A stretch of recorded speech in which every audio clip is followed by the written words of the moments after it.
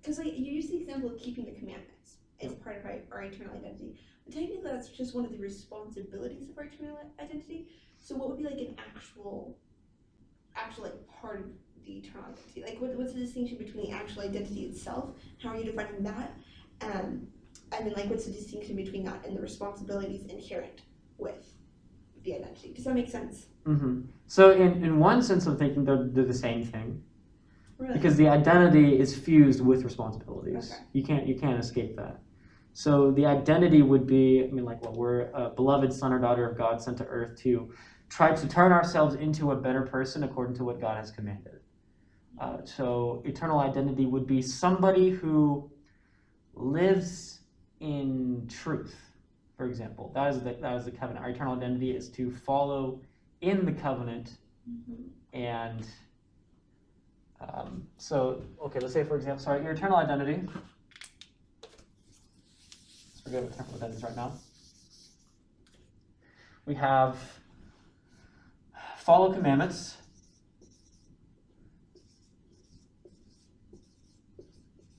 I spelled commandments, right? It's with two M's, or is it with one M? I think it's with two M's. I don't know. Yeah, that looks right. Okay.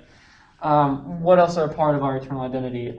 Son or daughter of God, so child of God.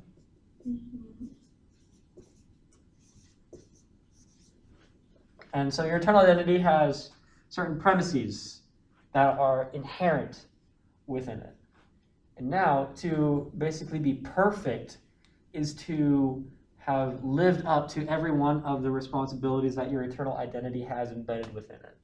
But we're going to fall short of that, because everyone's like, oh, live up to who you are. Live up to who you are, what you could be. It's basically what the eternal identity is too. It's like live up to what you could be. And then in life, we don't live up to what we could be. Some instances we choose our temporal identity over our eternal one, and therefore we lose a little bit of the potential we could have been in life if we chose to live in truth, and that makes us imperfect. The covenant is the law. The law is the eternal law that extends through eternity, that dictates the path towards exaltation. So our covenant is to always live in that. Just remember, the covenant is to follow God, to put him above everything else that we have going on in our lives, or to put our eternal identity, our eternal purpose, our eternal destiny as our primary goal, and every one of our other goals or identities is going to revolve around that. That's why it says renew the covenants that we make, because we break the covenants. So our eternal identity is to always stay in the covenant, to live in truth. And so we're going to fall short of our eternal identities, or we're going to act in a way that someone who is acting in the eternal identity mindset wouldn't have acted. Because Christ is the example of someone who in every action lived in his eternal identity. He followed the law perfectly. And so there's that. So the law is eternal, have to follow that. We can't change it. Covenant is to follow the law. We break the covenant because we don't follow the law, and in turn we don't live up to our eternal identity.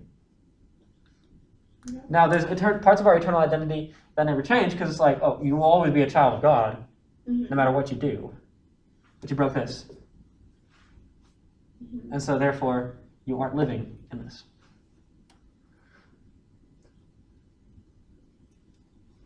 And this is just one way to conceptualize it. It's not the only way to think about this situation or to think about this. It's just the way that I like to do it.